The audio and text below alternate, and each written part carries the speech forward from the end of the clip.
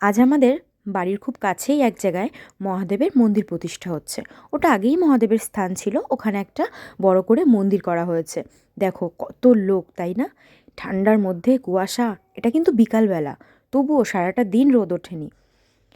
আস্তে আস্তে ঠান্ডার মধ্যে যেতে বেশ ভালোই লাগছিল, কত লোক এখানে।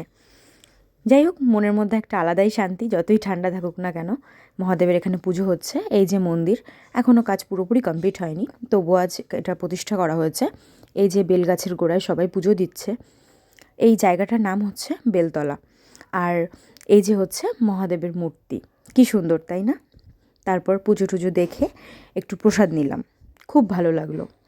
তারপর প্রসাদ নিয়ে আস্তে আস্তে বেরিয়ে গেলাম। ঠান্ডার মধ্যে আর দেরি করে কী হবে, চলো যাওয়া যাক। Tata, by. আবার নেক্সট ব্লগে দেখা হচ্ছে।